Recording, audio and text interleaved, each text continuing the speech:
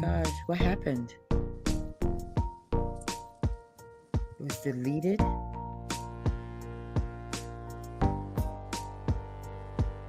Oh my gosh, this is crazy.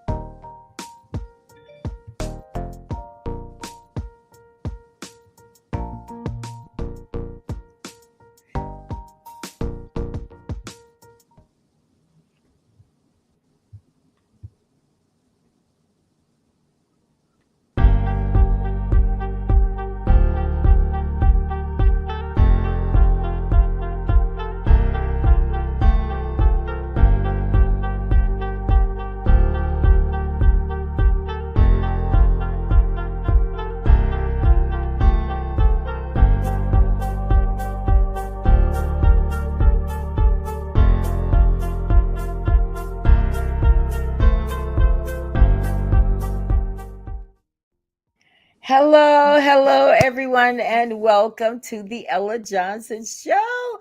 Listen, I am so excited every night. This is my birthday week, and on my birthday, I wanted to spend every single night of the week with you guys. So this week, we have been coming to you live every single night with a new show. Well, on tonight's broadcast, this is going to be the most informative broadcast ever on the Ella Johnson Show because I have all these historians and storytellers and everybody here ready to remember and celebrate our history. Listen, tonight we're celebrating Juneteenth on the Ella Johnson Show because we are remembering our history. We're remembering Rosewood and the Tulsa Race Massacre here tonight. So I'm excited about that. Those are two of my favorite history lessons that I think we all need. I want to welcome you guys. Listen, if you're watching the show from YouTube, thank you so much. I appreciate it. Please do me a favor and just share the broadcast wherever you are. And if you are there already, go ahead and just subscribe to my channel, right? And don't forget to hit the bell, because if you hit the alarm, then you'll get notifications of all my shows. I'm excited. I have all of my guests here. They're all so happy. Miss Lizzie has been through some things with me today, right? But yes, she is here. Yes, we have. But we did it. See, that's what we do as women. Well, not to forget about you too, Terry, because I see you're here too. But as women, we get things done. And that's what we're celebrating tonight. Listen, if you just tune into the broadcast, I want you to do me a favor and share. And I want you to leave comments, ask questions, because if you're not familiar with these stories that we're going to talk about tonight, these historians definitely want you to ask questions. I see All Is Well is back tonight. Thank you so much. Thank you, Mr. Kenneth. You guys do me a favor and share. But tonight, by the end of the broadcast, those of you that are watching, you're going to understand why we celebrate Juneteenth, right? And understand this, that our history is also American history. I know they try to make it seem like it's our history, but it's American history. And we refuse to allow it to be silenced. So we're going to continue having these kind of shows. Are you guys ready to talk real tonight? Yes? Yes. Yes. Yeah. Y'all gonna have to liven up, man. I'm telling you. Y'all, I know it's the end of the day and everybody's tired, but y'all gonna have to liven up. I know it. But listen, guys, I want to yes, ma'am. Right? I want to share a video, guys. And when we come back, you're gonna get to meet my guests. And we're going to get our show started tonight because we have a lot of information to cover. But don't go anywhere. We'll be right back.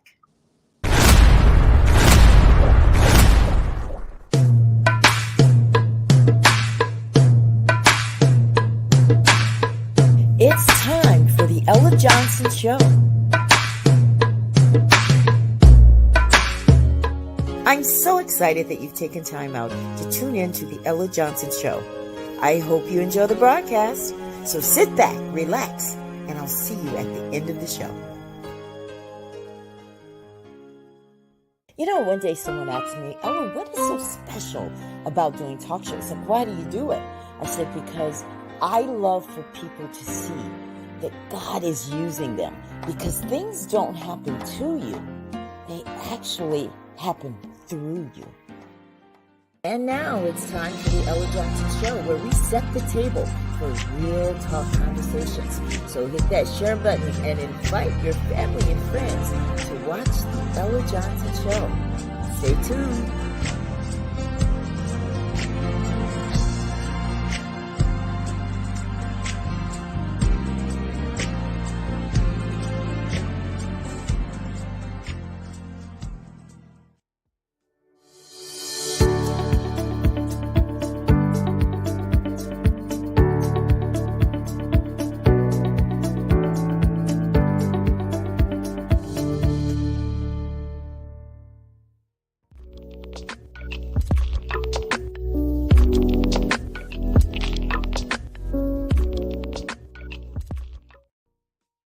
And we're back. We're back. Listen, if you are just tuning into the Ella Johnson Show, tonight we are celebrating history by remembering Rosewood and the Tulsa Race Massacre. So if you are just tuning in, that's what we're doing tonight. I just was informed that my show is not being seen on Facebook. For whatever reason, it was deleted, but you know, it is what it is. But we are live on YouTube. So for those of you that usually watch on Facebook, please go over to YouTube and watch the show, because this is going to be epic. It just blows me. These kind of shows that happen sometimes, stuff gets deleted on Facebook, but we're not going to worry about that. Can the church say amen? Amen. Amen. Now that was Amen. weak. Oh, that Amen. was weak, Brother Bacchus. That was weak, Brother Bacchus. Amen. But that's all right. We are going to go on. I see you. Okay, let's bring Miss Barbara back. There she is, Miss Beautiful. Listen, guys, our history is very important, and studying history and making it known is very important, because we need to know where we've come from so that we can know how to make paths for our society now. Because if we don't, we're just going to repeat it. So I think that history is so important. That's why it was important for me to bring this type of show to the Ella Johnson Show, because we need to talk about our history. We need to really dissect it and see what we could do better, how we can all participate to make our society even better. You guys ready to meet my guest? Yes. Well, Barbara is the first guest that I want you guys to meet. Miss Barbara is the manager of Hannibal Square Heritage Center in Winter Park. That's Florida. So if you guys are ever in Florida, look her up and go and visit her center. She was recently named, this is incredible, Orlando Sentinel recently named her top 10 people who make Central Florida a better place to live. What an honor. Tonight we're going to find out what she's doing so you can understand why. For those of you that want to, come to Florida, well, I mean, minus our governor, but if you want to come to Florida, there are some good things going on there, and she's part of that good thing. She is having some events that are coming up just tomorrow night. She's having the Sounds of Soul, that's storytelling through spirituals. I wish I were in Florida right now, because I would absolutely be there, Miss Barbara, but I'm still in Atlanta. You'll have another one. You'll have another one, but I will be there for Juneteenth, though. So on 17th, she's having a Juneteenth celebration, which is how I found out about all of these people that are on the broadcast besides Terry. Terry's old school. He's been here before. But that's how we found out about that. Welcome to the Ella Johnson Show, this Virgin Islands beauty. Welcome. Thank you. Thank you so much, Ella. I was tinkering around and making sure that I could share this. I so appreciate what you're doing, and I want to definitely be as supportive as much as I can, especially to this very important and relevant subject in these times. I'm excited to be here. I'm right along with you as far as making my birthday very purposeful. Yes.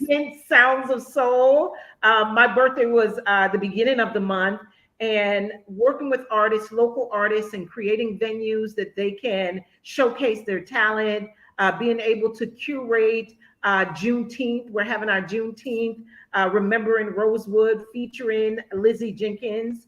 So those kinds of things, these are great ways in which we get to be very purposeful in the communities that we live in and that we serve in. So again, thank you for having me. And we're excited for a lot that's coming up. Sounds of Soul, of course, that was kind of like a personal passion project. A lot of times we forget that June is Black Music Month, along with everything else.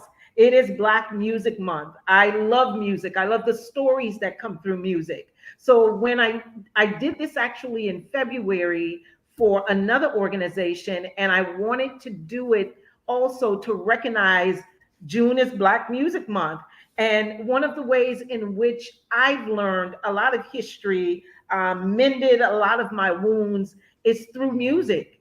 Yeah. It's through the gospel. I always think of chants, spirituals. Those were ways when we think of our ancestors, and a lot of the things that they went through. I don't want to put a label on it, but a lot of the suffering that they may have went through, unnecessary suffering. These were the ways in which they stayed hopeful. Yes. Spirituals, when we think of spirituals, I think of hymns, some of the Yes. hymns that just they Oh, I just know a whole bunch of them coming from yeah. Alabama. Yes, baby.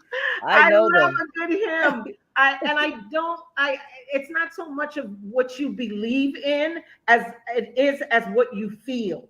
And I Right. know that Yeah. hymns make us feel a certain way. We Yes. can rejoice in certain hymns. Yes. We can kind Yes. of cast all our cares.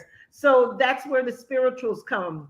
When we think of our African lineage and what the drumming meant. Growing up as a little girl, my father played the drums in the home, and he was also like one of the first steel pan players. So I know of what the drums do for me, and basically the message that it communicates. When there was not a language, drumming was the language. And then, Right. of course, there is spoken word. When we look at storytelling, there was always the oral traditions in which we shared information, in which we passed down our history and our culture. And so I think this, and I don't want to call it new, but spoken word poets, this is the way in which they communicate. We know that rap music, they come from the Yes. spoken word. And Yes. African Americans, we are lyricists. We have our language, our vernacular, all of that keeps us extremely relevant. And communication, these are forms of communication. So I'm very excited for that. I'm excited to be able to bring that as a personal contribution. And then, of course, through the Heritage Center, this will be our 8th annual Juneteenth. And I am Oh, excited. nice. I know. I will be there. I am dead. My sister is joining me from Atlanta. Excellent. She's going to Orlando with me, and we're both going to be there. Absolutely. I can't Oh, we're wait. excited for this moment. We Yes. truly are. Miss Lizzie, Queen Lizzie, and I met maybe about 2015, and we always reminisce right here in this same area that I'm sitting. We brought her to the Heritage Center to speak about Rosewood. And Mm. with Rosewood having its centennial January the 1st of this Yes. year, Amy Galpin, the curatorial team at the Philip and Patricia Frost Museum in Miami, Florida International University, they reached out to us so they could bring the exhibition here. It's a traveling exhibit, and it's here. This is the second stop, the Hannibal Square Heritage Center. So we feel honored as a community, as a small institutional heritage center, one of the few Black spaces within our local Winter Park community. We are honored that we can have of this level of presentation, this level of history that we get to share with the immediate and surrounding community. So we are just tickled pink. Juneteenth this year, it's all centered around remembering Rosewood. Oh, Belinda wow. Llewellyn, who is a storyteller, a poet, She will be Lizzie Jenkins and Dr. Alexander Cornelius. They're going to be in conversation as far as what it means to be a historian. A lot of times, traditionally, women have been given that role, and Lizzie talks about that. We have a chief historian here at the Heritage Center, Fairland Livingston, born and raised in this community. We have community historians. And when we look around, even in our neighboring community, Eatonville, downtown Orlando, the Wellsville, again, you see where there are Yeah. women who are carrying the history forward. And I Yeah. know that there are many reasons for that. It does not say that men are not a part of this, but somehow innately, this has become what seems like a majority of female, of the nature of the female. Right. So we're going to have that. We're going to have a what I'm going to call a decompression exercise. It's like a release, a breath release, because a lot of times we're hearing these stories that um, a lot of times they're filled with trauma, and we Yes. want to make sure that we have a space where we need to release, that we can release. So we're That's a going to good have, idea.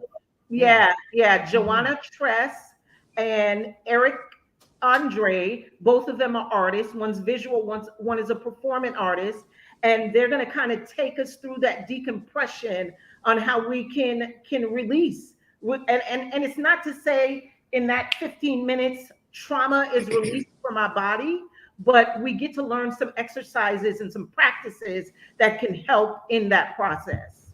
Oh, that's awesome. That Yeah. is awesome. I'm here for it. I can't wait to hear about all those things that are coming up. But let me introduce Mr. Bacchus. Mr. Bacchus has been on my broadcast before. He is so knowledgeable, and I've never seen someone that's so in love with history like this guy sitting right here. He is a lifelong devoted resident of Tulsa. He's a sovereign citizen of the Muskogee Creek Nation. He has three children. He's an ordained minister. He's an entrepreneur. He is a committed tour guide and historian for Greenwood Chamber of Commerce. In his youth, and this is what I really loved about your story too, Terry. In his youth, he sat right at the feet of a lot of people that went through the Tulsa Race Massacre, and he was able to learn from them. And so, because of his love for his history, he was able to come up with the Greenwood Avenue Project documentary, and the title of it is From the People for the People. And that just recently aired in the cinema there in Tulsa. Welcome, Terry, again to the Ella Johnson Show. Well, thank you for having me. First, I'd like to say happy birthday to you. Thank Right, you. right. And so, yeah, it's an And honor. to Barbara. Her Okay. birthday was June 1st. Oh, Yes. happy birthday. Happy birthday Yeah. to you as well, Miss Barbara. It's an honor to be on your show. And so, but yeah, it's an honor. That's all I can say. It's an honor. I'm pleased and I'm excited. Don't think I'm not excited. I'm I excited. know. I could tell. I could tell.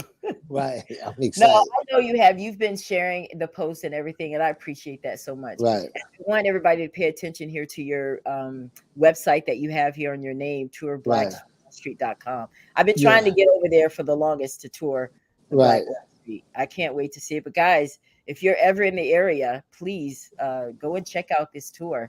Looks pretty Right. amazing. Yeah. Right. Well, welcome again. Thank Then you for we have having the me. queen. Guys, we listen, because we have a queen today, I had to wear my queen earrings. Okay. I can't roll out the red carpet for her. I can't just throw her a steak meal over there or anything, but I can at least represent with my queen earrings. But the queen is here. But let me tell you guys, her stuff is long. So you guys gonna have to get something to eat here because she's done so much. And we are honored to have her on the Ella Johnson. So she's an educator, she's an activist, she's a prominent advocate for social justice and equality. She's the founder of the Real Rosewood Foundation. Her underlying commitment to truth and liberation positioned her to be the voice of all those people that were silenced during Rosewood. Her debut literary work, Lizzie's Rosewood Race, takes us on a journey of truth, liberation, and this is the clicker right here, sincere forgiveness. Ooh, yes. We're gonna have to see how God used her on that one. That was good. Sincere forgiveness. Okay. She attended Archer Negro High School. She graduated from Lincoln High School in 1957. She attended Florida Memorial College and earned a degree in elementary education in 1961. Then in 1978, she got her master's at Nova University. She served as a professional educator in Alachua City public schools for 33 years. Hats off to that.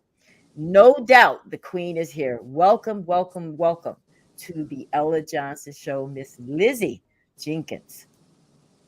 Good afternoon. Thank you and happy birthday Well, to thank both you. to both of Thank you. you. Yes, the Gemini season.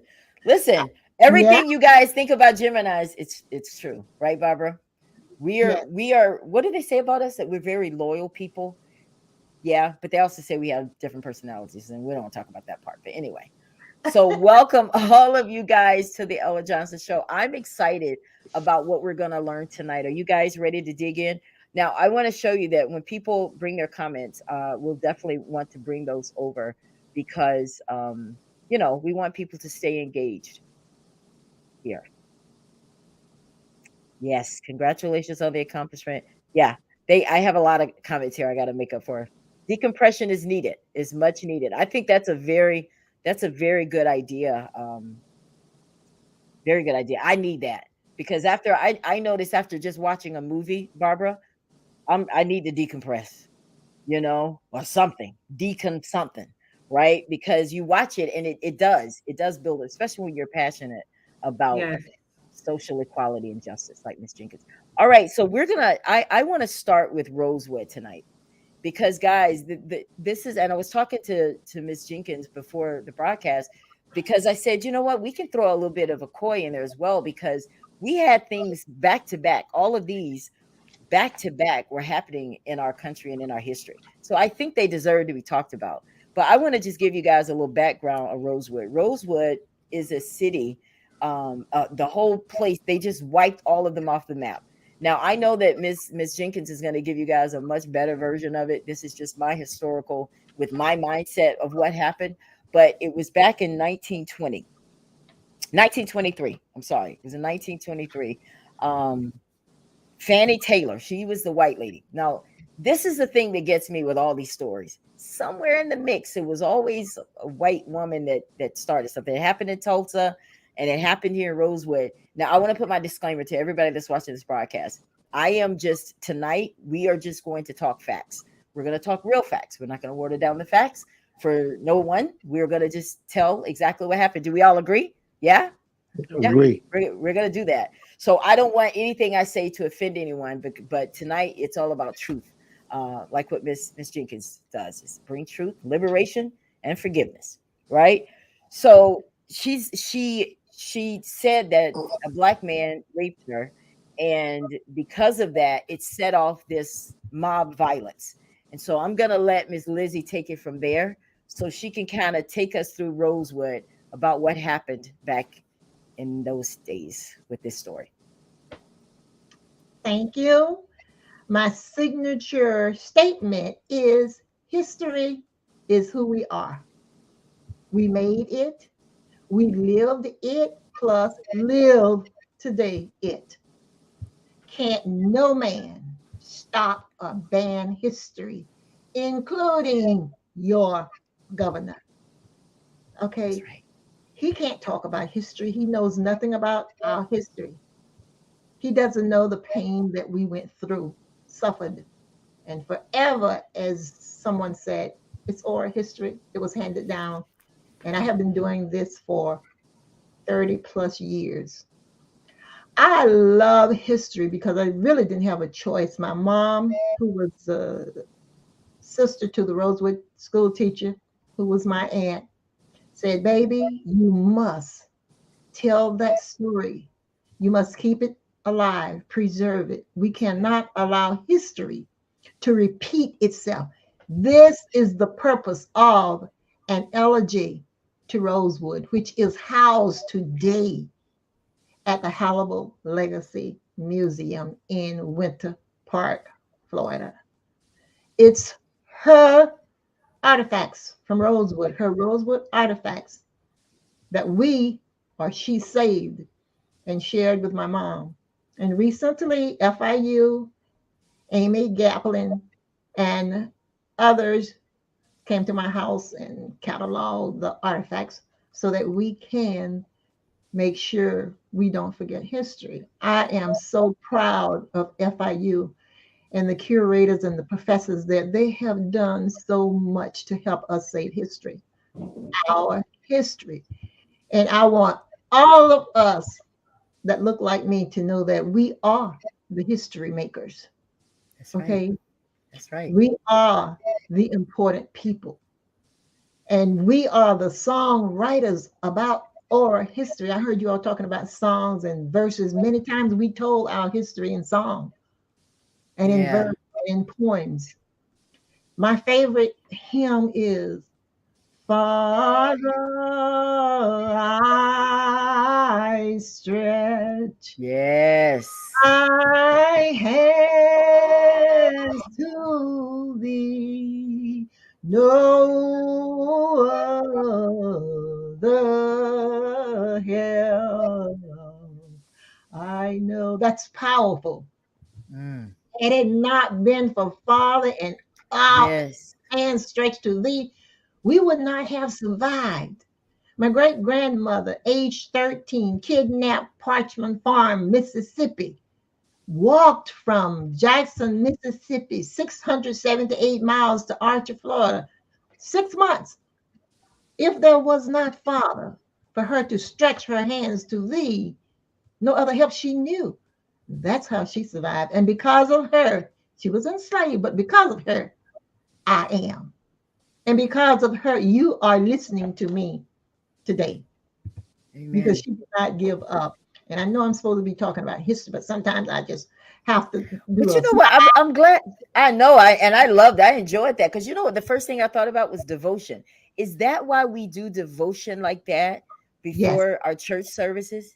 Yes. And that was in common meter.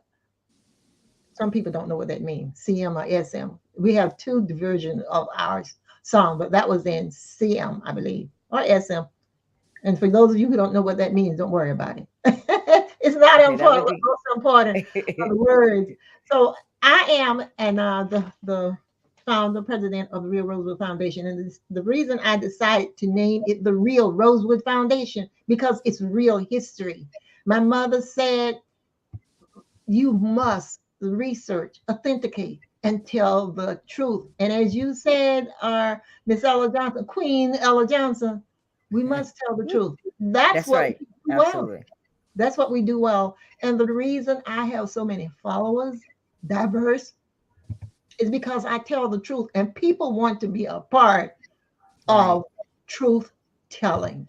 And they know when they hear the truth. And some people say, well, they are guilty. I don't know about that. And that's not important to me. What is important? We must keep our history alive. We must not allow anyone to silence our voices.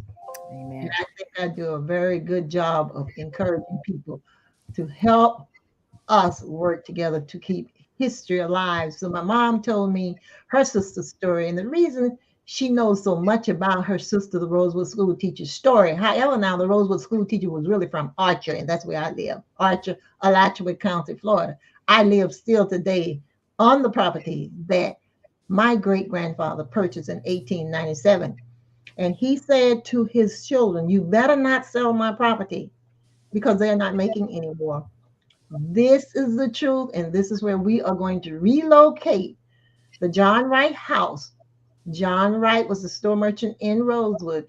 He sheltered the Blacks until the train was able to come, and take them to safety. And the first place they stopped was Archer.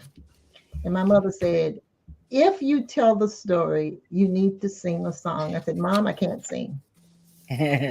So she said, well, I'm going to create you a song. And she did. 13 verses. And just to let you know a brief about the history, I always try to sing, I love that. It starts off Rosewood, Florida, borders Highway 24. A destroyed town, no blacks live there anymore. Where emptiness resides in the silent sacred breeze. Life there no more, only nature's moss-hung trees. So blacks don't live there anymore.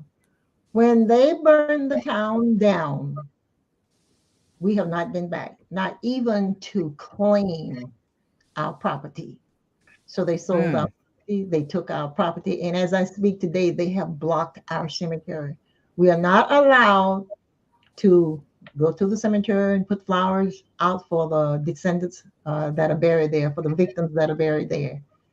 Okay. However, the state of Florida owns all of the cemeteries, probably the other states too. We own the cemeteries. It's the property of the state. But the guy who purchased that property will not allow us on it. And he has signs that says no trespassing, you're not welcome here. Okay, so we adhere to those demands because we don't want to get hurt or shot up by this Right. foolishness. And Right. I will pause. If you want to ask me a question, plus my throat is kind of dry. I need to drink. Take a Oh drink. yes, go ahead. Do that. Do that. Well, I'll do all the hard work tonight. Okay. So let's go back to the story because I know that a lot Okay. of people, whether they know the story or not, everybody has at least watched the movie. So I watched the movie the other day to get it back fresh in my mind, and I know that they fictionalized a lot of different things Mhm. um, because it was a movie. But Exactly. a lot of it seems to be pretty true in Mhm. comparison to the history that I've read on like history.com. Mhm. So I want to go through something because let's talk about the woman, Fanny. Okay. She seems to be a big part of this story. She Yes. lied. Now in the movie, she was with somebody else, lied and said it was a black man. As soon as she saw the workers coming in, she wanted to make sure that they were able to see, oh no, and she makes this big scene about that it was a black man. Now, Sarah Carrier, who was there, the lady that was washing her clothes, she knew that it wasn't a black man. But I noticed in the movie, she didn't say anything right then. And I guess it's because she couldn't. She knew that I guess back then you just be quiet or whatever. But she goes on, and now this riot starts because of this woman. Now, based on the movie, it looked like some of them, the men that were deputized, it looked like they didn't really believe her. They were like, you know what? The dog isn't picking up the scent. The dog took us to one house and it's not picking up the scent. And that it's like, it looks like they're lying. But you notice that one guy, there was one guy, and he was saying, I'm going to take you to the guy who did it. I'm going to show you where I put him out. He had to lie, Miss Lizzie, just to kind of get them off his back. But he ended up getting killed anyway, based on the history lesson that I read. He ended up getting killed anyway because they just felt it was a drunk man. I don't remember his name. I know I have it written down here, but it was a drunk man that just went ahead and shot him because you know, he wasn't giving them any information. So they was like, well, he probably doesn't know anyway, and they killed him. Well, nonetheless, they never found this Jesse Hunter person because in the movie they were looking for Jesse, and in my history lesson they were looking for Jesse. There was not a Jesse Hunter. All of that was fictional, and that's how they do it. They do it well. What really happened in Rosewood, Fannie Taylor was dating. Her lover was a white man. She was Mhm. married. He was married. He lived in Gulf Hammock, and Fannie Taylor lived in Sumner. And my uncle, who was accused later, lived in Rosewood. Her lover carpooled to work with another man from Gulf Hammock each day. However, her lover worked at the same sawmill with her husband, with Fannie Taylor's husband. His name was James Taylor. James Taylor was the foreman or the supervisor, and each morning at 4 a.m., he would open or start the machinery, going, oil the machine, so that when the other crew number two, came to work at 6 a.m., All they had to do was take over and continue. But from 4 to 6, Fanny's husband worked, getting, as I said, the machinery started. He would always return home for breakfast at 6 a.m. Between 4 and 6 a.m., the guy who rode in with the first guy who worked and started work at 4 a.m. with James Taylor, he didn't have any place to go. So he took up time with Fannie Taylor between 4 a.m. and 6 a.m. And on this particular morning, she told him, said, look, we are both married. I'm tired. I have a child. I need to raise and respect my child. I'm calling it quits. He didn't want that. A fight ensued, and she was left bruised. So when her husband returned home to get breakfast at 6 a.m., she started to cry and lie. A black man assaulted me. A black man did it. And of course, her husband, James Taylor, was furious. And you know, the unpardonable sin was touching a white woman. White woman. So he called in his help from the sawmill where he was supervisor and told them, a so-and-so attacked my wife. Let's call in the dogs and we got to catch him. And the night before, January 1, 1923, in Gainesville, Alachua County, Florida, there was a Southeastern Region KKK rally downtown. And they did these rallies quite often in an effort to intimidate Black people. So James Taylor got on the telegraph and called Gainesville for help. Y'all come, this so-and-so has attacked my wife. Come, I need help. Okay. However, they said a fictional name, Jesse Hunter, had broken out from the prison. Right. Had dogs at the prison, so they called in the dogs too. Okay, the dogs came. What happened? This guy, he knew if Fannie Taylor lied and cried that a black man assaulted me, he knew he needed to get out of town. How could he get out of town, which was 6 miles from where Sumner, without going through Rosewood? So there's Sumner, there's Rosewood, and then there's Gulf Hammer. So in order to get to Gulf Hammer, he had to go through Rosewood. He knew somebody in Rosewood. He knew somebody in Rosewood who was a Mason. That Mason was my uncle, the husband to the school teacher. So early that morning, after he broke circle with the Sumner people, he headed to Rosewood. He went to my uncle's house 6 a.m. or 6:30, real early, knocked on the door. The Masonic knock. Aaron and his wife, my aunt, heard the knock. They realized it was a Masonic knock. And she told my mom, both sat up in bed, scared to death, because they knew by that knock, that stress knock, that something was wrong. Aaron jumped out of bed, ran to the door. Who is it? Who is it?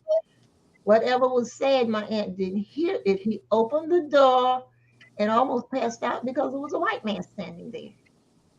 And whatever he told my uncle Aaron, Aaron did not tell his wife. He ran back to the room and started dressing.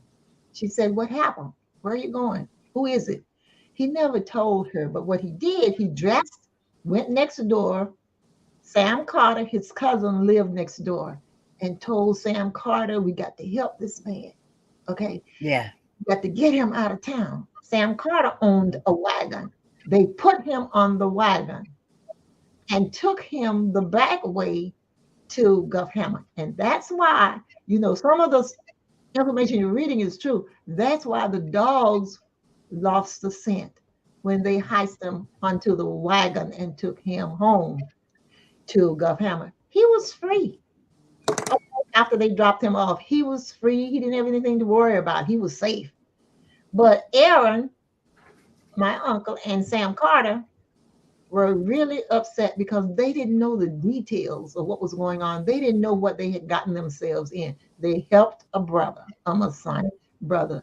They were not brotherly, okay? They were still divided, but the oath, believing in the oath. You know, we have always been more dedicated to them. What? Say it. Than to us. Yes. And that's what it was. So they came back to Sumner on their way home. They circled close enough to Sumner before coming to Rosewood, to know that a crowd was, as my mom said, brewing. And when you all hear me use these words, these are the words they use. These are the words that are back then that they understood. And I don't try to use any big words. So a crowd was brewing. So that meant the people from Gainesville, the KKK people were coming to Gainesville coming to Sumner from Gainesville to help out the best that they could. Right. And that afternoon, they decided to follow the scent of the dog, and the dog scent brought them to Aaron's house. But remember, I said they lost the scent there. Yeah. So Aaron had come home, and when they got home, Sam Carter told his wife, and Aaron told his wife, go to Aunt Sarah's house. And she wanted to know for what. She said, hey, she was a seamstress. She was sewing and spring cleaning New Year's. However, Aaron, her husband, was so disoriented, she decided to accompany him to Aunt Sarah's house. She knew something bad had happened. They didn't tell the wives. They said, go there. Aaron went too. They had to put him to bed. He was so out of it. He was very, very afraid. And it was really, really cold during this time. So they put him to bed, covered him up. When the mob came to Aaron's house, they couldn't find anybody. So they were angry. Okay. They went back home. And if you don't know it, I want you to know and hear me really good. They are a bunch of cowards, just like the ones that climbed the wall January 6th, the insurrectionists. Say it. Bunch of cowards. Yeah. So they went back to Rosewood very upset. In Rosewood, they made their own moonshine. So they got drunk. They have to get drunk to build their nerves. They got drunk. So later that night, they came back to Aaron's house. Okay. And they didn't find anyone there. So they said, somebody in the crowd must have said, let's go to Aunt Sarah's house. They went to Aunt Sarah's house. That's where they found Aaron. Kicked the door open, went in, put ropes around his neck, dragged him out of the house, tied him behind the Model T, and dragged him from Rosewood to Sumner, which is 2.5 miles. He lived. We don't know why. You drag somebody and they live. But anyway, they beat him almost to death. And the sheriff, during all of this time while everything was going on, the sheriff, my mother said, knew everybody. The sheriff was from Rosewood to Sumner to Cedar Key. Cedar Key had a train hub, a depot hub where they kept the train. And there were several different train companies that kept their trains in the hub, because what they did, they were timbermen and woodcutters. So they would haul the timber on the train from Rosewood to Jacksonville and on up to New York or wherever they sold the timber, cypress and oak trees and pines.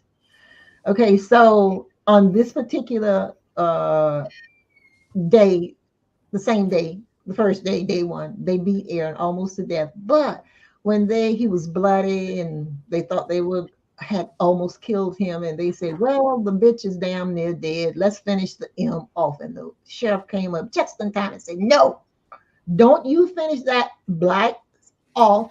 I will kill him. Throw him in my car. They threw Aaron in the car, almost dead, bleeding. What the sheriff did, took him to Gainesville, to the jail in Gainesville. The sheriff there was P.J. Ramsey, and said, put him up, and you better not tell anybody that he is he. Get those two black doctors in and clean him up. For 6 months, Aaron stayed in Alachua County Jail unharmed. The story is just awesome, how 3 white men saved the lives of the Rosewood survivors. It just goes on and on and on. Yeah. Would y'all like to hear more? But I mean, you're a great storyteller. I'm just sitting here like, where is my popcorn? This is it. Yeah. Yeah. But no, I remember, because it would have been John Wright, and the 2 guys from the train. Okay, John and William Bryce. John Wright, the store merchant, and the sheriff, Levy. The sheriff was Bob Walker. And you know what? My story just goes on and on and on. On my paternal side, McIntyre, I have a lady doing my research of the McIntyre family. She's awesome. She's a white lady. She's a good friend of mine. And she wrote a book about the Newberry Six that we didn't talk about yet. They murdered, lynched six people in Newberry. Newberry is 11 miles from Archer. And Right. that happened in 1920. Okay. Wow. But she is writing a book, and she said about the McIntyre. She called me the other day. She said, Liz, well, whatever she called me. She said, I noticed in your research that the McIntyres are, my great great grandfather was Henry McIntyre, and he married Emmeline McIntyre. And there was a lady by the name of Dilla Love that lived in the house. And you know, mother-in-laws or mothers would live in the same house when they got older because we've always taken care of our elderly. Right. So she found her on the census, and she said to me, but you know what? Dilla Love is the mother of John Wright. I almost fell out of my chair. John Wright? I said, yes. Wow. The famous John Wright, the store merchant. Why was she living in the house with the McIntyres unless she is the mother of Emmeline McIntyre or the mother of your great-great-grandfather, Henry McIntyre? I said, don't tell me anymore. I can't take it. I had to decompress. I can't take it anymore. And she said to me, and I want you to know that the McIntyre knew the Wrights, the Wilkerson, and the Walkers very well long before 1923. Wilkerson was the man killed by Sylvester Carrier. She said, those are your people. I said, shut up. And that's exactly what I said because I know her like that. I said, shut up and don't tell me anymore. And until right now, well, this was just a day or 2 days ago, I have not heard from her because I couldn't take any more of it. Wow. My So that family, was one of the 3 people that Sylvester killed? yes, yes, Because there were 3 people that were killed on that porch, that were dead on that porch, right? yes. Aunt Sarah Mhm. was one of them, but she really was killed in the house. In the house through the But they window. Yeah. said, On the movie, they said she yes, walked yes. out on the porch, but that's not, that's true. She But was killed through the movie was fictionalized. However, my mother was age 20, single, still living at home when Rosewood happened. And they asked her, they knew my mom because I talk a lot and she's taught me well. So when the movie, John Singleton did the movie, and when they did a free screening here in Gainesville, they invited my mom as the guest speaker. Okay. 8th grade education. Only went to school 4 months out of Wow. but she was the guest speaker. And they said, Mrs. Robinson, on a scale of 1 to 10, how do you rate the movie? She said, oh, I gave it a 7, which was good. She That said, is but good. the 2 most important things that happened, it let the world know that Rosewood really happened. And Right. it let people know that white women lie on black men. Yes. And every white person in the movie went, ooh, started talking. My mama put her hands on her 95-year-old hips and she said, not only did they lie on our black men then, they're still lying on them today. Say it. I was just getting ready to say that. Yes. Yes. You could not But hear this is why anyone. history is so important. This is why history is so important. It is. Yeah. It There's is. a I had pattern. a group of boys to come out today, 18 boys, 8th graders. And one of them had the nerve to tell me, I don't like Rosewood history. I don't like history. I said, that's because you don't know who you are. Before I knew it and realized what I was going to say. This is Wow. why it is so important to Yes. teach and reach our kids because they are the people that is going to carry it forward. Absolutely. And I Now, you told know, in the movie Sylvester, they said that Sylvester got away and he got in the coffin in the casket with his, but in the what I read today is that he was actually killed. he was killed. No, Yeah, he he was wasn't killed. Sylvester left Rosewood on that train with my Oh, he aunt did. with his Okay. shotgun. And guess what? What? The sheriff knew he was on there. They knew he still had his shotgun. Why was he a shotgun carrier? Because he did not like it. He did not approve of white men coming to Rosewood interfering with our pretty black women. Okay, he didn't like that. All Okay. they wanted to do was sex them. You know the Yeah. story. Yeah. And Yeah. the Yeah. professor protected them. He hated James Taylor, and James Taylor hated him. So they had a grudge against each other. And So this did is John Wright really sleep with Sarah's? Was that Sarah's uh, granddaughter? no, That's not true. Okay. that was she was a survivor, and she was living during that time when when he added that. You know what? She had children, grown children, living in Hilliard, Florida, which is near Jacksonville. When one of her sons heard that, his name was Wilson Hall, when he heard that John Singleton portrayed his mom as sleeping with John Wright, in real life, he had a heart attack. Real life. He was so Ooh. hurt. He hated John Singleton. Ooh. That Johnson, he lived long enough to tell him how much he hated him. Guess what? The man was healthy. 6 months later, he was dead. He died because they lied on his mother. He died. And I told my mom about it. Mom said that's not happened. That didn't happen. I know that lady. So they just twisted it, and he could have made a movie without, Yeah, I classifying. was wondering what was the significance in that, because she ended in the movie, she ended up getting killed anyway. Yes. So yeah, Yeah, I was like, I didn't get that part either. But I know that that happens a lot it when does. with our women when they're slaved, because I mean that's why I wasn't too surprised to see it, because we know that historically that does Yeah, happen.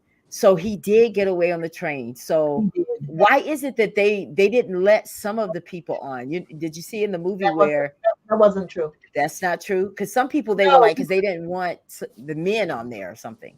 no, I no, no, no, read. no. The real truth is, I told you, the sheriff worked 96 hours straight. He also needed somebody to help him other than the train conductors. So he would go to the white man that lived in Cedar Key and said, look, he knew everybody. I need you all to help me rescue these people from Rosewood. He may not have said people. I don't know what he said. But they said, no, Bob, that's the sheriff. No, we can't risk or jeopardize our family lives. We can't. He did not stop begging. So on one Wow. occasion, they said to him, well, Bob, if the train leaves at early in the morning, we will be able to help you when the crooks are asleep. Mm. Okay. So they agreed to help him get the people out of Rosewood on the train early a.m. Okay. And what they did, I call them my unsung heroes. So when they got to Rosewood on that train that came early morning, and by the way, my aunt was the train attractor, wrong word. Anyway, she notified the train by John Wright wife backing up, gave her, Mary Wright gave my aunt a long black skirt and a lantern. That lantern was the light for the train conductors approaching Rosewood. And that skirt was to camouflage the light so that the people, if any white people or men were in Rosewood, like the KKK, they would have less ability to see her. So she was standing on the track to notify the train conductors when they were getting closer. But there were white men on that train to help. And I'm going to say this verse to you for you. The Cedar Key train conductors were told to pick up the Rosewood. Standing by the tracks with the lantern, his young school teacher stood, waiting in desperation to carry out the sheriff's plan, to round up the hidden survivors, to board the midnight train. Remember, I said the train. Ooh, yes. So this is I my mom. love it. This is her story. Wow. This is how she calculated and wrote this story for me to share. The sheriff and the store owner worked around the clock, informed the train conductors just when and where to stop, pick up the men, women, and children who were hiding out, and bring them to Archer, Florida, traveling the same old route. Remember, I said Archer, Florida, where my aunt Uh-huh. was the Uh-huh. first stop that morning, Oh. okay, on January 4, 1923. So the story goes on and on and on. Ask me some more questions. I like questions. If you Oh. got questions. You guys had Barbara, do you guys have some questions? I don't want to just control it. Let's ask her some questions about what you know about Rosewood, because I know that our guest, if you I mean our viewers, if you're watching, if you have a question for Ms. Lizzie, please by all means ask it. Because I know we all watched the movie, so we're just like, okay, what was real and what wasn't? Yeah. Do you have The, any questions, Barbara? Not at this time. Every time I listen to Lizzie, I learn something new. So I not at this time. And now this is what was strange, Miss Lizzie. When I read about Sylvester, they talked about somebody, what was her name? Mulvaney? Langley. Langley. Minnie Langley. Millie Langley. Now, how Minnie does she tie into this story? Minnie Langley was the granddaughter of Sarah Sarah's Carrier. granddaughter. Okay. No, she wasn't. Sorry. She was the granddaughter of Emma Carrier, which was Aaron Carrier's mother. So Minnie Langley was my uncle's niece. And the story is so long, but I have done my research and I'm proud of that. So her husband, James Carrier, Uncle James, Aaron's father, was killed. He was not lynched. Sylvester was lynched. Okay, when I say lynched, he was lynched. He was strung up, hung up on a rope. He was lynched, but Uncle James were killed in 1923. And Emma, his wife, Aaron's mother, was old. She had several children, still young children, and was raising a grandchild. Minnie Lee Langley was her grandchild. And there was the lady that played the teacher was a great grandchild, and she had a child. But anyway, You mean Scrappy? Scrappy. I knew Scrappy. Scrappy. I met her. Okay. She was so pretty. She was a pretty girl because Aaron and my aunt, they ran for the next 25 years. They would come to our house where we lived on the weekend and hide out or, just seeking quiet time. I met Minnie Lee. I knew Minnie Lee very well. I knew Minnie Lee better than I did Scrappy. After the death of Aunt Emma, she died stressed out, frustration, hurt because her husband was killed. And she was thinking, man, I got these kids to raise. So she got off the train in Gainesville and stayed with some of the relatives. And Aaron and my aunt, when he got out of jail and the sheriff brought him to Archer and told he and my aunt, y'all need to get the hell out of Archer. They went to Jacksonville. But they would come back often to see his mom because they knew she had these children and they were living with other people. They didn't have a house to live in. So she died in 1924. And guess who inherited all of those 7 children? Aaron and my aunt. Oh. And she did not like it. She was trying to get her life together.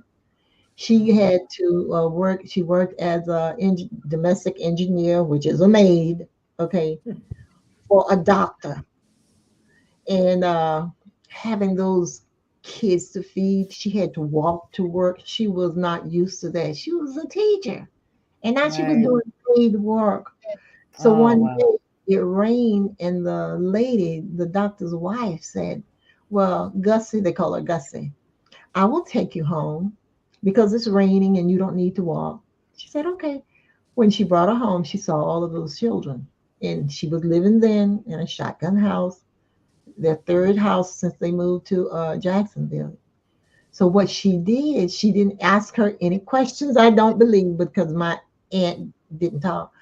So my aunt continued to cook, and the lady, Mrs. Rollins, would always buy more food than she needed for her family and would make sure my aunt would take it home to feed. Oh. those Yeah. other children. So Other the kids. story is Wow. ugly, but it has a lesson. It has a Yeah. message. Yeah. Yeah. Uh-huh. I have a So They all do.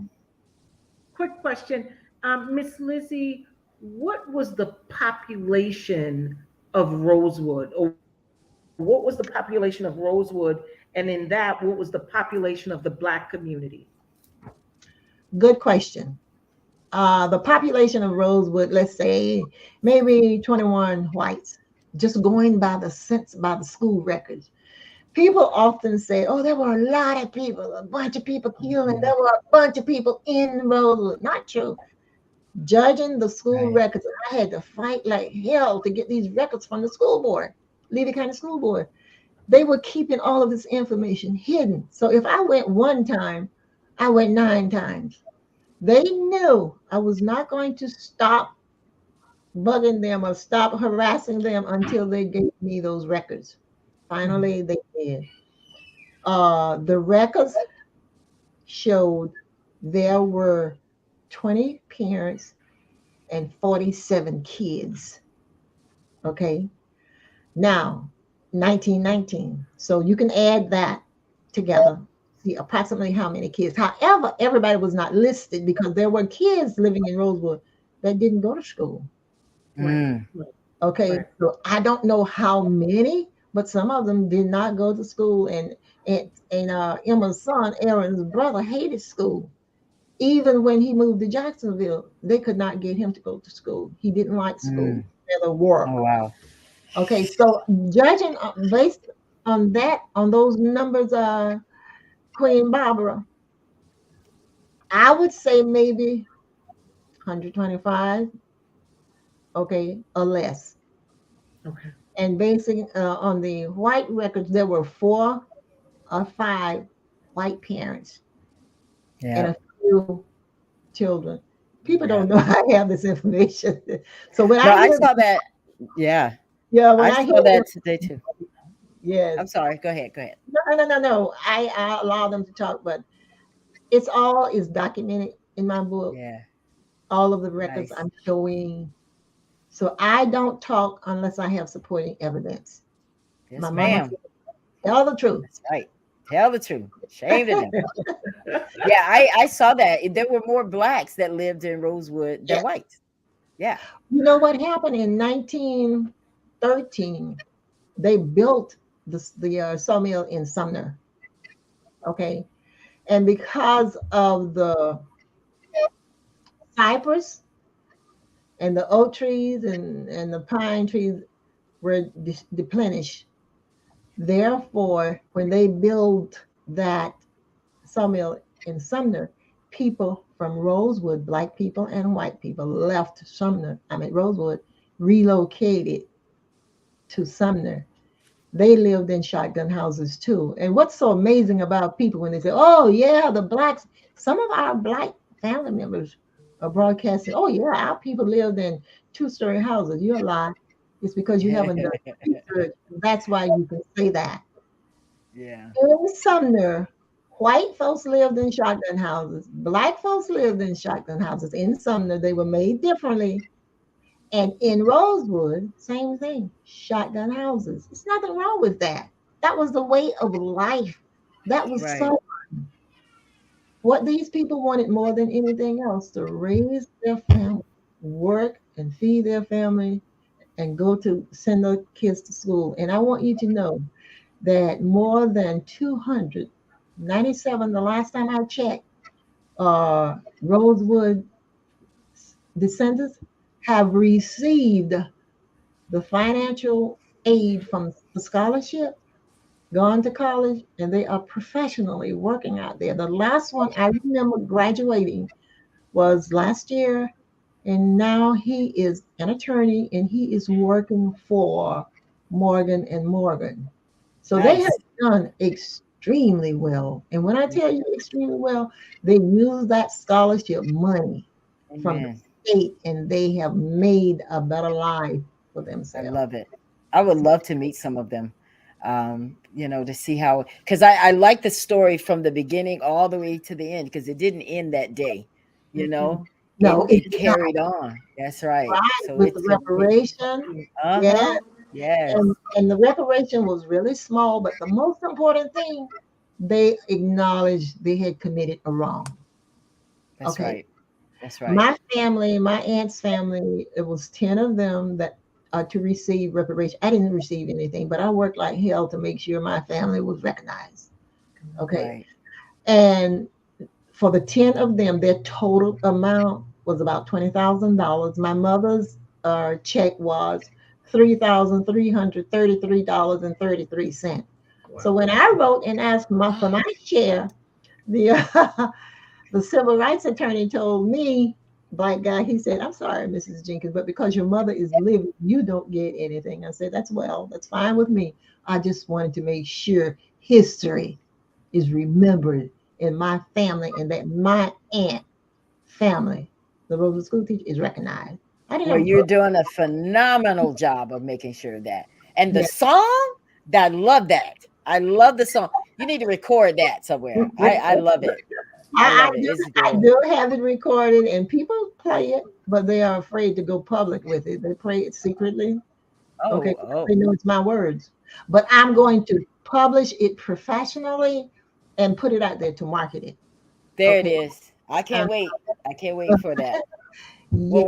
we're gonna definitely move on to Greenwood now. That was just so much stuff. I knew that we weren't going to be able to cover everything on this Right. one show because Rosewood is just it's It's big, a lot. it's It's huge. big. But we're making that first step because we are talking about it, and I love how you're bringing out the truth Yes.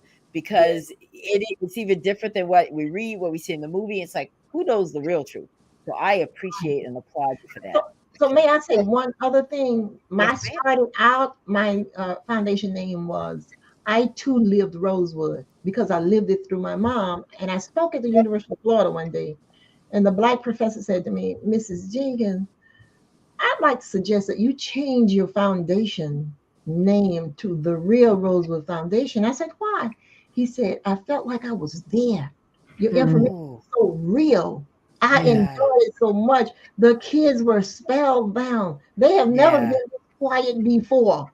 He You said, are an excellent storyteller. You really are. "I You really are. I was there.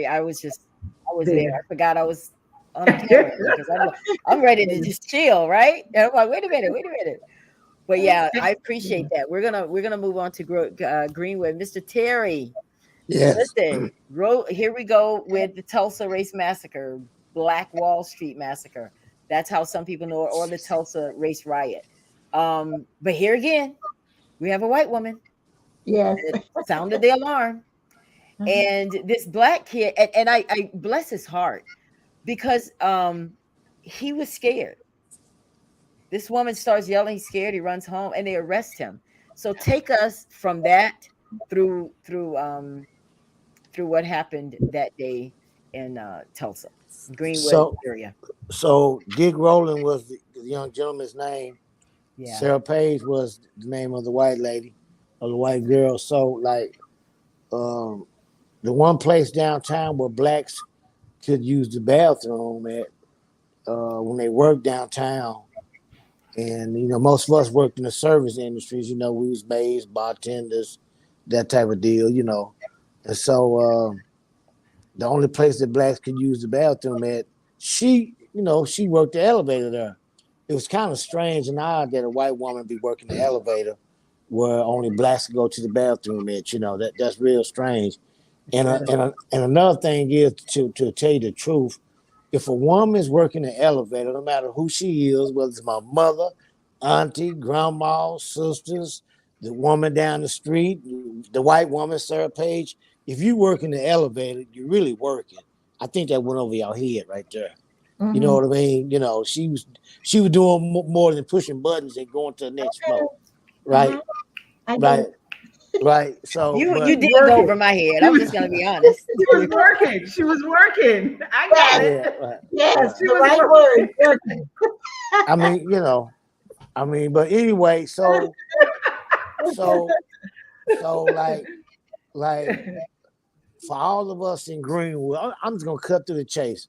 All Cut of us through in it. Green, all of us in Greenwood who care to know, right? So like when they burnt everything down in Greenwood, systematically burnt everything down.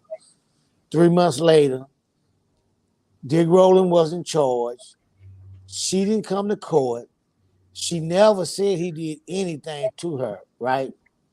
3 months later, Dick Rowland and Sarah Page left Tulsa together.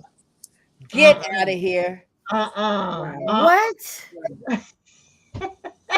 So, Wow. Oh, so I didn't know that part. yeah, so one of the Wow. stories pertaining to why she was in the elevator acting the way she acted was she finally got along with him after her knowing good news about her being pregnant, and she told him at that moment. So when the door opened up, that Negro ran up out of there,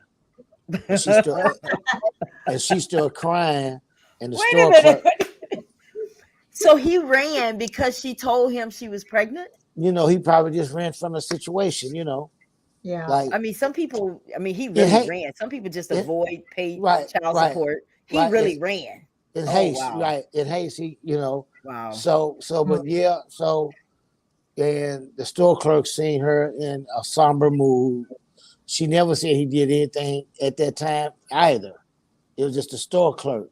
Wow. But yet they arrested him the next day. That was May 30th. May 31st, they Ah, arrested him. that's close to my birthday. Right. And so what happened was um, they took him to jail. There was a article that came out like hang a nigga tonight, right? But now they can't find that article. The one that they can find, all it say nab Negro for attacking girl in the elevator. They can see, they know what that one is, but the one that says uh, hang a nigga tonight. So that got the mob, like she said earlier, the mob started brewing. Things started coming, people was coming. And so what happened was a lot of the blacks who had not worked, but who had fought in World War One, they took up their arms because they understood the Second Amendment that they could bear arms, and Right. they went downtown like not to break him out, but y'all not gonna hang him. Right. So Right. as the white mob started getting bigger and bigger, a white man tried to take a shotgun from one of the blacks, and it went off. And so the mob dispersed. They came to Greenwood. They began to fight. While they was fighting, we always win, no matter football, Thank basketball, you. baseball, Yes. what have you. True. We was winning, right? We was, we kept them at bay. We kept them Right. out of Greenwood. So, but by morning light, the train will come, make a noise. Everybody, both sides of the tracks can hear it, right? But for the whites, that was their signal to come in and start looting, burning, attacking, shooting, killing. By daybreak, the planes is up in the air now. So they dropping Molotov cocktails down on wherever they could spot fire, right? And so they was dropping them down. And they was incendiary, they was blowing up, exploding. And so before they ended, the National Guards came and they didn't stop nothing, actually. All they did was, took the blacks, put them in internment camps, and that allowed the whites systematically burn down every building, murder. Say, for instance, there was two black ladies running from two white guys. A white guy chasing them, and the National Guard is there, but he didn't stop. They didn't stop that because they was white too, right? So Right. if they was going to attack those ladies and do harm to them, that's what they done. Right. If they was going to string me up to hang me, the National Guard did not stop that. That allowed, they allowed them to do what they wanted to do. They just took us on to internment camps and put us in internment camps. And I mean, they burnt Wow. everything down, systematic in an 18-hour period. They, 18 hours. 18 hours. This is what is just mind blowing. Greenwood was one of the most prosperous and thriving Black communities in the country at that time. Okay, Correct? there was, yes, there was three factors that went into that. First of all, it was oil, right? So they Oil. found oil in Oklahoma, right? So when they Mhm. found oil just 10 miles south of Tulsa, um, the whites came out, because Oklahoma's going to be a black state. But the whites came, they built Tulsa on oil money. I mean, everybody was here. Your Howard Hugheses, they was here. Um, your Standard Oil with the Rockefellers, they was here. J. Paul Getty's, they was all here. The Sinclairs, Robert Skelly, I mean, Phillips, they all was here. Frank Phillips, they was here. And that money trickled down real good. Like I said earlier, for the most part, most of us worked in the service industries, we had our professionals, our doctors, our lawyers, but the money trickled down and we came in Greenwood, we spent with each other. We didn't trade nowhere else. Secondly, the reason it did what it done was, are y'all familiar with the Indian Removal Act, right? Well, the Trail of Tears, 1830, the Indian Removal Act, Andrew Jackson, that was us. That was us in that Trail of Tears, Mhm. Um, the narrative is that, the Mongolian Indians that we had today as natives, blah, blah, blah, blah. But that was us. We came in that Trail of Tears. And so Oklahoma became, I got some paperwork right now that they was gonna make Oklahoma a state called Lincoln in 1866. 1867, that it was in Congress trying to get it passed. That Oklahoma would become a black state. And so with that being said, there was more black townships in Oklahoma than anywhere in the country, right? And so it wasn't until the Great Depression era, to the late 20s, early 30s, that a lot of those towns folded. But there was a network system into Greenwood, right? I'm a product of that. Like my great great grandfather, his name was Joe Hutton Senior. You can Google him, Joe Hutton Senior, Freeman Indian, whatever you want to call it, Freeman Indian. Um, you can Google his name. He started a town called Huttonville. His brother started Grace. Another family member of his had Clairview, and so on and so forth. Well, my father was from a town called Vernon, Oklahoma. It was all black. My mother was from Tallahassee. That was an all black town. So I'm a product of that network system in the Greenwood, right? And so Right. my family is not the only family that done such, right?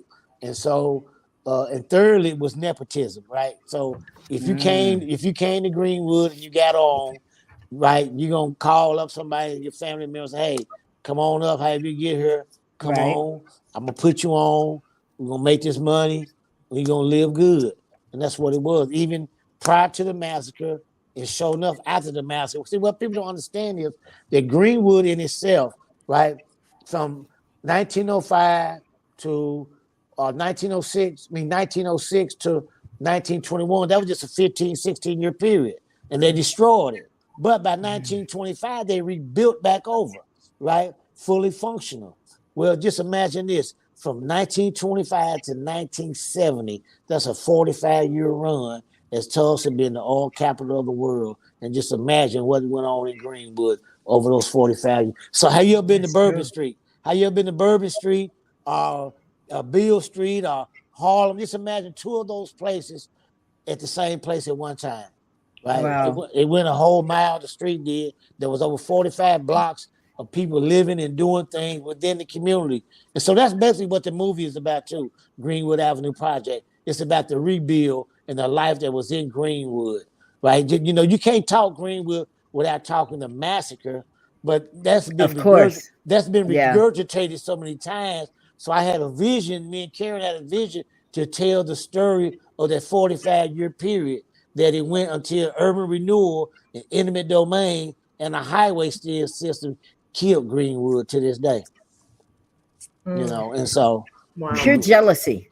right. Pure jealousy, though. So We, I heard her say earlier, Miss Jenkins say earlier about the Ku Klux Klan. In 1918, Tulsa had over 40,000 Ku Klux Klan members meet in Tulsa, oh, right? And Mhm. so, and they seen how the blacks was living at that time. And so they probably devised that plan like that was just enough lie to tell to get Mhm. everybody Yes, motivated that's to exactly do what I think too. right, to Yes, do what they done, right? Because it was like, this was the end of the Red Summer of the right. 1919, with all 1919. Yep. the riots across the country, right? All the, not say riots, but the massacres that took Right. place. Like in Bloodshed. A lot of bloodshed. Right. Arkansas, they wiped that city out as well. Mhm. Elaine, Arkansas. You Wow. never heard of Elaine, Arkansas? I've never heard of that one. This story. Okay, Ella Johnson. That's what I want you to do. All right. I want you to Google Elaine, Arkansas, and study that. Okay. And I want you to bring that to the forefront, right? And take it from there and watch your show blow up. Oh Watch it wow. blow. Elaine, Arkansas. Wow. Yeah, So this was right, happening a lot where I mean where KKK and white right, mobs were just going all over the country just doing this. right. I mean, Yes. Yes. They was instilling fear into the Yes. people. So Fear. for so long, there was family members in Tulsa. If they was to give out reparations and they would want you to prove that you are a descendant, there was people that's descendants that their family never told because they Yes. was just Mhm. wow. And he went away. Come back. Come back. I'm sorry. Okay. Someone calling. I'm using my mobile device. So because I'm on Greenwood right now. So if you was a descendant, you wouldn't know it because it's just as simple. Say, for instance, my Uncle Johnny is missing, right? My Uncle Johnny is missing because why? My Uncle Johnny is missing because the army or the police or the fire department is the reason why he's missing. I couldn't go to them and say, hey, my Uncle Johnny is missing because I'd come up missing, right? So Mm, people just didn't say nothing. They kept it quiet. They went on about their life living in Tulsa, Oklahoma, like nothing never happened. But the money was so good, right? You kind of it didn't and what ease money are it. we talking about? What money are we talking about The was so money good? the oil money that trickled down that was in Greenwood during Gotcha. all the Okay. rebuild period and everything, people just didn't come. See, the older people that survived the massacre didn't want us to be bitter. They wanted us to be better. Mm, You'll hear that over and over again in the film, right? They wanted us to be better, not bitter. They because they seen what happened. They seen other blacks being pulled asunder. They seen blacks getting heads chopped off. They seen blacks getting hung. They seen girls getting raped. They oh, seen all of Jesus. this, right? They seen it. Oh, Before the people could put us in internment camps, they seen all of that. And so it was bad. It was bad. It was bad, but they rebuilt just the resiliency of a people. They rebuilt though. The people rebuilt. That's the main thing. That they Mhm. rebuilt but they destroyed it once again. Destroyed it this time with the pen. They took the pen and used eminent domain. They used urban renewal. It was right. to some it was progress. See, everybody didn't prosper in Greenwood, but when people seen that money that they got with them checks for that land, that was the most money a lot of them had seen at one time. So of course, okay, yeah, I'm gonna better my situation because you got to realize now it's 40 years later. Now a lot of these homes wasn't built with the best material, so they was rickety and raggedy. You know what I mean? Those shotgun houses, Yes. the studs are warping now after so many years. And, the roof need work. You know what I mean? So they took that money and they So the moved government gave them money to rebuild, to move to urban move. renewal. Yes. Okay. They came in, they bought up the property. They bought up. If you came to Green, I thought you was coming to Juneteenth this year, but that's okay. You ain't I'll, coming. but but I don't listen, want to I'm hear it. gonna I don't be want to hear it. I know you. I don't at. want to hear it. You're gonna be Orlando. You're gonna be in I'll Orlando be with in Miss Orlando. Barbara. I'll be with Right, Miss with Miss Barbara. Miss Yeah. Barbara. That's great. That's great. Hey, That's listen, great. listen, Terry, Right. we will share her. We will Right. share her. We Right. will share her. I'm Cause I coming wanna, to I wanna, Oklahoma. I I really wanna do. come. I wanna come. I got a place for you right up here where you can go remote. down on Greenwood. You go live remotely. I was gonna bring people to you all day long and just talk and go live all day long. Wow. You know what I mean? And so, but still, they really did the people in Tulsa, Oklahoma real bad, right? They did them bad. They rebuilt, they did them bad again, right? And this is me talking. Urban renewal, eminent domain, and the highway system was worse than any massacre could have been. Yes, we lost Ooh. lives, right? Watch this. Mr. Cannon, dry goods store. He had to move. In the 80s, Bud Walton came out of nowhere. That could have been Mr. Cannon. We could have been shopping at Cannons instead of Walmart's right now. So generational Wow. wealth was taken. Just imagine Wow. a mile long of businesses was taken. Then there was businesses also corner stores elsewhere in the community on cross streets, right? So it was what 1, 2. It was Cincinnati, Detroit, Elgin, Frankfort, Greenwood, Hartford, Iroquois. All those streets ran north. Then all the cross streets that went across 40 blocks in the whole community, they went a mile long. So let me ask, because I definitely want to try to wrap things up before we get out of here tonight. Where does everybody sit with where we are today? Let's see. Now we've talked about the history. We see what happened in Rosewood. We see what happened in Tulsa. They were very similar with some of the things that happened, as is most things did back then. But where do we see where we stand today? Are we better? Are we bitter? Are we on the path? I mean, where do we sit? Do you guys all on the panel here think? Yeah. So one of the things, and Terry said it, and when I visited Lizzie a couple weeks ago, maybe 3 weeks now, went over and did the podcast, and in hearing the story of Rosewood, and I've heard it on a couple of occasions, the common thread is whether it's a massacre, whether it's gentrification, whether it's eminent domain, it's the removal of Black bodies out of communities. And when you have that, as he stated, when we know that Black businesses, they are the cornerstones, literally, of our communities. So when you live in a community that is gentrified, that does not have representation, you do not feel like you are seen. You do not feel like you are being heard. You feel as though you are eking out everything. You have to eke out almost everything. And so we don't belong to the process. And that's the problem. So therefore, we have to create our own structures, our own infrastructures in order to have what feels like community. We're in this part now where we're constantly talking about diversity, equity, inclusion. And I keep saying inclusion is going to cost us. Juneteenth is a perfect example of that. I went into one of the dollar stores the other day. Right. And in the dollar store, they got the plates, they got the cup, they got the da-da-da, everything, t-shirts. We can go into stores and find t-shirts that are saying Juneteenth.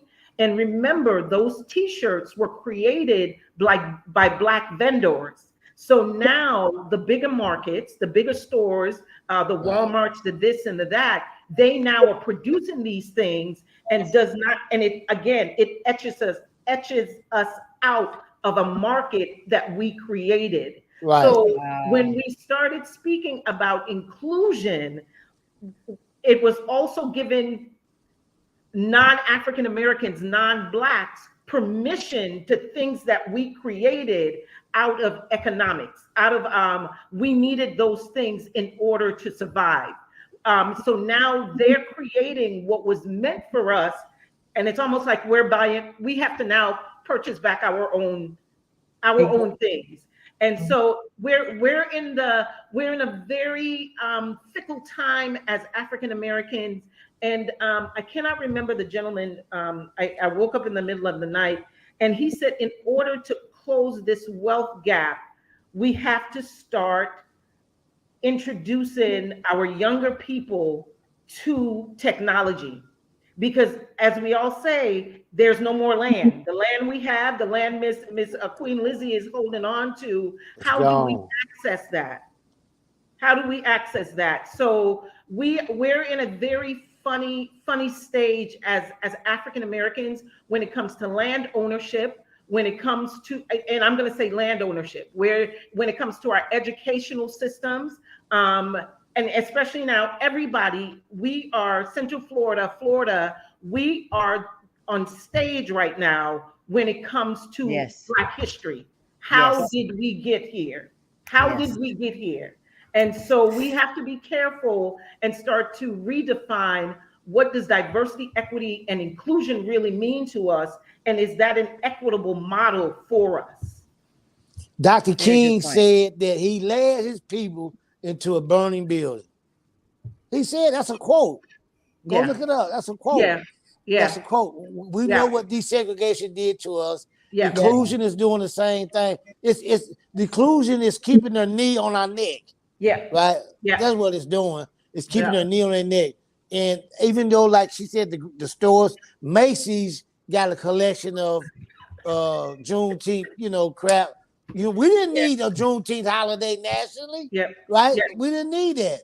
No. But they found a way to say, hey, we're gonna take this from them as well, right? And it drained our economy. And Right. when we think about it, so in Central Florida right now, and I'm glad to see all of these different Juneteenth events happening within our communities. It's wonderful Right. to see, right? And it's Yeah. education, but again, at the same time, we're spending a lot of resources creating those. And so in certain cases, we have to wonder who's the beneficiary, who's Right. benefiting from this. So, yeah. Yes, it's rough. It's Very good rough. point. Very good point. Ms. Lizzie, did you want to add something to that? They said it well. I agree, Yeah. because when we started losing our property or selling our property, that's when we started losing our respect. Right. And sometimes they took our property. Most of the Yeah. time, Yes, most times. Yeah. they're still doing it now. Regentification. They're doing Right. it now right here in Gainesville. I just hated our once of a lifetime Black communities. Oh my God. The They university put a highway through them. highway, They put yes. highway through them. And you know what? Even the property I live on today that my grandfather purchased, great grandfather, the highway on the front side runs through it, Highway 27, and on the back, the train. And what we're doing right now, we're investigating to see if they paid for it. If not, then CRX, you owe us. Right. 2 Right. miles Hello. on the other side, on the opposite side of our property. And then the highway, we're working on it, right through it, because back then they didn't get permission. They just Right. took what they wanted to. And Right. today, if we are not careful, and they're doing it with using the pen today. Okay, but back then they didn't use the pen. They just was disrespectful and took what they wanted to do. I agree with you. Yeah. I want to change gears a little bit. I want everybody's opinion about Governor DeSantis and what's happening here in Florida. Yeah. Yeah. Have you heard about it, Terry? Of course. Yeah. I just think that he just part of the white supremacy, that's been, in the forefront. It's like white supremacy. There's no like the Republican Party or the Democratic Party. They got a headquarters. With white supremacy, it just happens. It's an ideology that happens, right? And so there's no place where you can go and destroy or set a bomb to it. Whatever it is, it got right. It's something that got to happen miraculously for it to be destroyed. And even those federalized my nation that I'm a part, that I'm sovereign to, right? They're part of it too. Because they are not allowing those who are listed as freedmen into the tribe, right? Like for me, I'm sovereign, I'm by blood, right? They're by blood, But when the census came down for whatever reason, I got cousins that look like me, that talk like me. Then I'm talking about dark as I am, right? I'm blood. In is Muskogee Creek. You know what I mean? And my grandmother, she was just as dark as I was. And so, but it's they upholding racism as well too.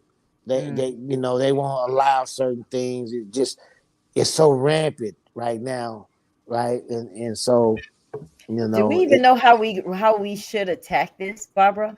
That what's happening with DeSantis and this AP African American studies that they're trying to withhold. How do we attack that? What do we even do? Right, right. And because because it's happening so fast and random, we like Right, this. We just bobbing and weaving. right. And Before we know it, there'll be a law. We're bobbing and weaving, and then in that we're still trying to hold what feels normal to us. So one of the things, and I've heard this said on two occasions, Dr. Julian Chambliss and Dr. Trinessa Williams, it's kind of a sort of mind control, a thought control. And so when you start to want to discontinue Black history, what's that thing, that phrase, where woke no longer lives here, where woke comes to die? That's a kind of mind control, a thought control. Those are patterns. It's so excessive. It's so excessive in itself. And then once again, what it's doing, it's bringing us back as African Americans and those who are not African Americans, who feel that this is ridiculous, this is an outrage. In February at the Heritage Center, I was doing almost 2 tours a day. That has never happened for the duration I've been here. And majority of those tours were non-African Americans. Right. Because once again, once you start to say, I can't read this, don't look at this, all of those things are mind control. And nobody wants to ever feel like somebody is telling them what to intake, what to process. So now we've gotten, in some cases, we are now returning and digging out information for ourselves. I don't know what the process is or the address is. You have people who are going to Tallahassee and fighting this, those kinds of things.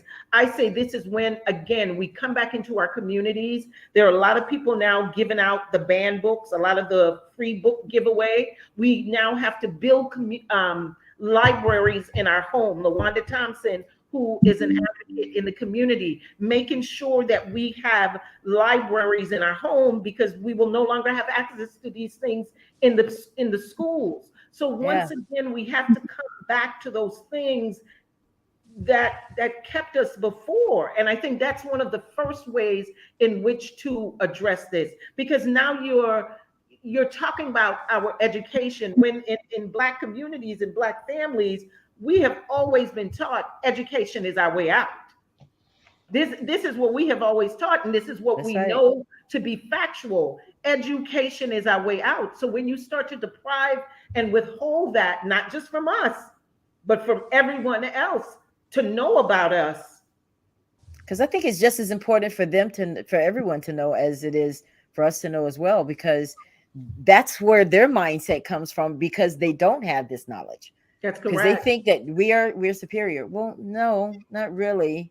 Yeah. You didn't hear the whole story. You got to read the other history book, right? That's exactly right. The Lizzie Jenkins are so important. This is why the Terrys are so important. This is why Farrell and Livingston, these historic communities, this is where this is why it's so important that we protect this. Yeah, I'm looking at Terry's text as well. Yes, it is important. And you want to know what about DeSantis? He is trying to ban books, and as he banned, we plan. Okay. Yes. Here at the University of Florida, as I speak, and I met with them Friday of last week, we are writing a Rosewood curriculum. He is not stopping this. Right. We cannot allow, I don't care what kind Yes, of pen he used to sign anything, he can't stop. He will not stop us. that's right. We just got to stick together and let him know this is our country. What are That's you right. doing here? You're an immigrant. We Come built on. this country, Come on. the Indians, okay, first, number one, black folks was forced here, were That's forced right. here. We got a job to do. I met one of the guys he sent to the university to be his president. I met him 20th of May. I had written him a letter. I took the letter down, but I put up a document on my Facebook from the law office at the University of Florida, and I left it there. But I took the message I had written to him down. And guess what? On the 20th of May, a young man stepped out of his car because I wanted to meet him. He was sent here by DeSantis. He is not in education. He was something else, I don't remember, military. But I wanted to meet that guy. And on May 20th, a young man stepped out and said, "Hello, ma'am. My name is Bob Sass." And the wife said, "And I'm Melissa Sass." And I said, "And I'm Lizzie Jenkins. Nice to meet you." And I said, "Did you say Bob Sass, president of the University of Florida?" He said, "Yes." I said, Wow. "God sent." Blew his mind. He didn't know where I was going with that. God sent. God sent him because I needed to talk to him. So we got Yes. a chance to talk for the next tournament. He had never heard of Rosewood. So he's my first student. Oh, The president of the University of Florida with all of these different nationalities, and he doesn't know about Rosewood. He's going to be my wow. first student. Well, And good for you. I blew his mind a second time. I said, "You know, my aunt, the Rosewood school teacher, taught school at the University of Florida." He looked at me and I know she's lying. But like I say, I don't share anything if I don't have the supporting evidence. That's right. Amen. In 1939, I said it was a highly segregated and it was all boys. I said she taught downstairs in the basement. Mm. Those she taught remedial reading to those football players that could not read. Okay, downstairs, and she wore her maid outfit to school as a teacher and taught those kids. And I'm going to show him this, and I'm going to ask him now. You need to name a hole here at the University of Florida after her. Amen. I'm just Well, waiting guys, to. We I can. can't wait to hear about it. I can't wait to hear about it. That's going to be awesome. Who knows? Maybe we'll get him on the Ella Johnson show. All Mhm. Hey, right. So I want to bring up your event, Barbara. That's tomorrow Yes. night. Those of you that are watching and here in Yes. the Yes. area, Thank you. Yes. I'm go. excited for I this. I'm excited. know. Oh my God, I Yeah. wish I was there. I do. You're Yes. gonna have another one though. Yes, I'll I be at the next am. one. Yes, I am. Again, Sounds of Soul. This is in partnership with the Winter Park Playhouse, which is maybe a block or two in walking distance from the Heritage Center. And again, it is that message, that continual message for us of how we communicate and what communicates our stories.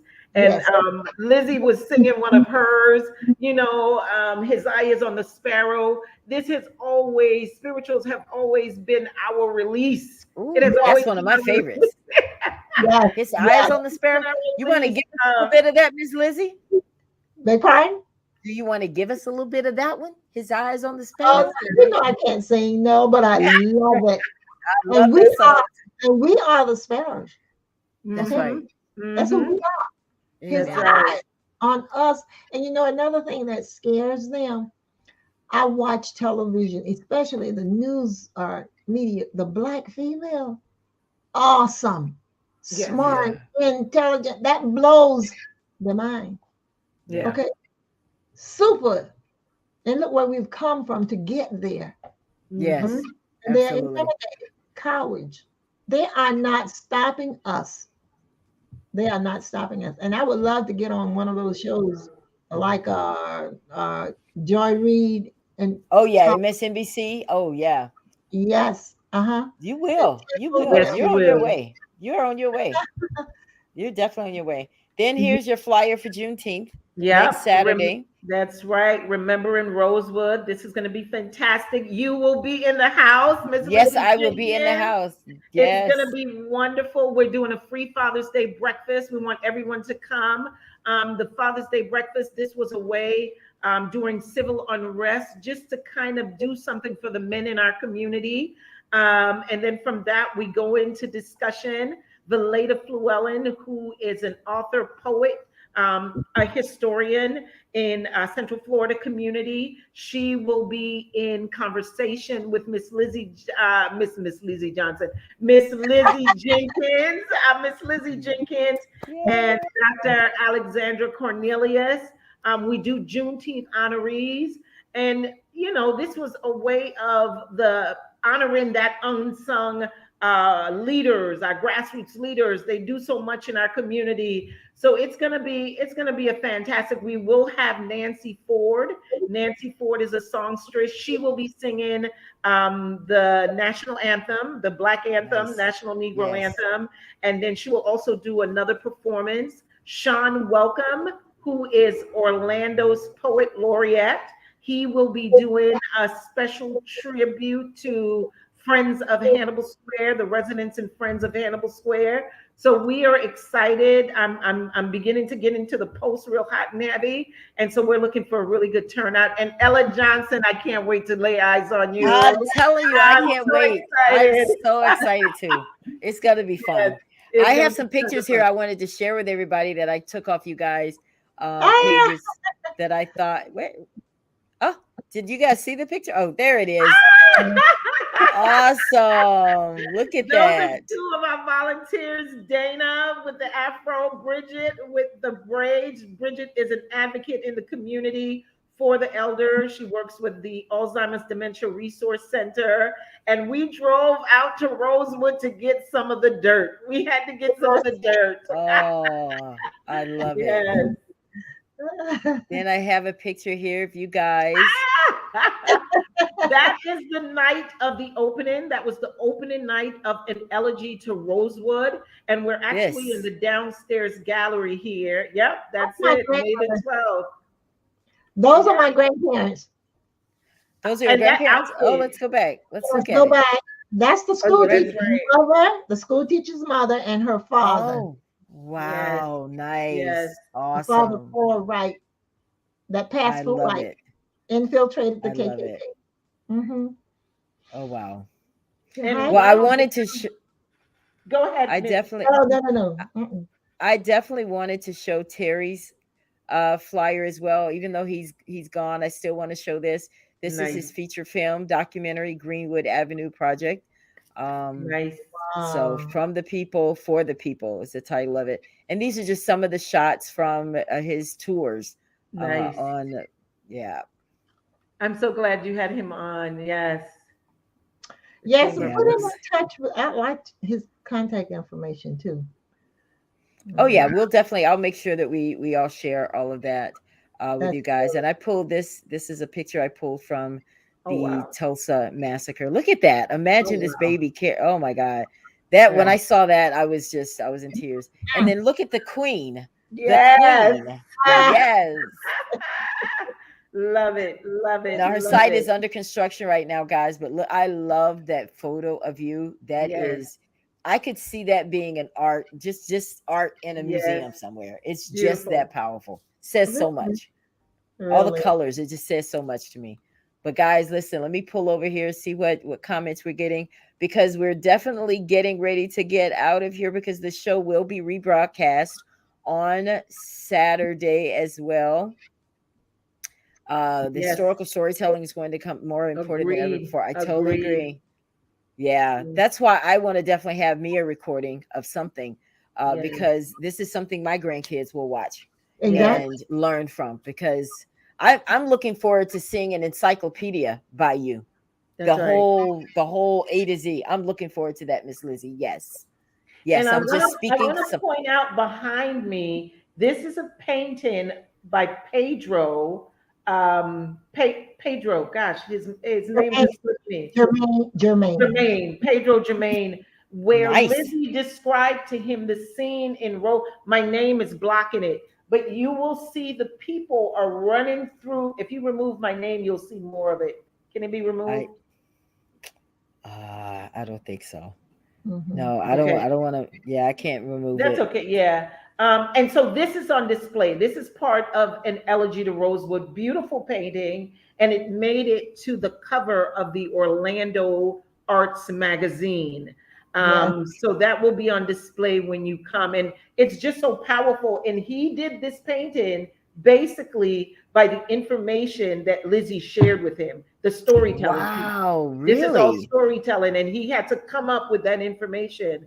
So I agree with the brother who said this will be our way. This will be our way This to is pass, continue to pass absolutely, history down. absolutely, absolutely. Well, Mhm. ladies, I have truly enjoyed this evening. I was looking forward to this all week because I love history too. And there's just so, believe it or not, there were, and I'm not gonna be ashamed to say there's a lot of stuff that I didn't know, and I've been around for a while. So I know I'm probably not the only one who doesn't know this information, but we need to get excited about our history, Yes. and we need to make it become American history, because Yes. we always celebrate Black History Month. That's an insult to me, but Yeah. Black History Month, but it's American history. No, it's you guys' history too. That's Yes. right. Juneteenth is your history, because a lot of people don't even understand. Well, what's this Juneteenth? What is it Yes. about anyway? Why do we celebrate it? Because there are two Independence Days in this country. That's the second Hmm. one. That's right. So we need to understand that. Don't just celebrate just to celebrate. Find out why you're celebrating it. Find out what it means. Find out what it means for your children. Well, we're gonna definitely get out of here. Does anyone have to say anything else before we get out of here? Y'all know how Thank we do in church, you. Miss Lizzie. Are all hearts and minds satisfied? Yes. Right? I enjoyed it so very, very much. I learned I'm Tremendously. so excited. too. Well, Tremendous. thank you, Thank you, ladies. Ella. Thank you for Thank having you. us. Thank you for having me. Thank you for the work that you're doing. And I look forward to meeting you in person. Look forward to meeting you guys too. Well, everyone, thank you so much for tuning into the Ella Johnson Show. We'll be back tomorrow night for another True Stories here at 7 p.m. Eastern, 6 p.m. Central. Y'all have a great evening, and we'll see you next time. Good night. Absolutely. Bye bye. Thank you so much for tuning in to the Ella Johnson Show. We'll see you next time. We are supporters of the Ella Johnson Show. We live in South Korea. We have been watching Ella Johnson's show for like a year now, and we love her show. Her show is very inspirational, motivational, and educational.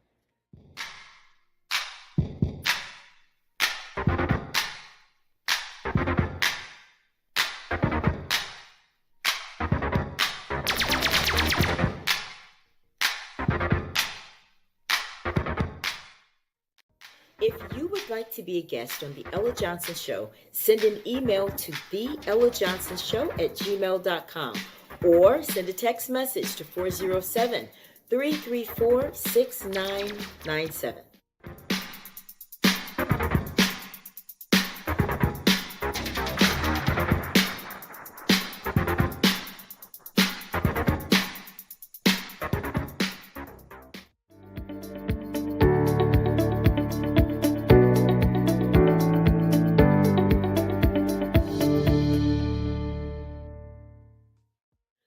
We love Ella Johnson Show.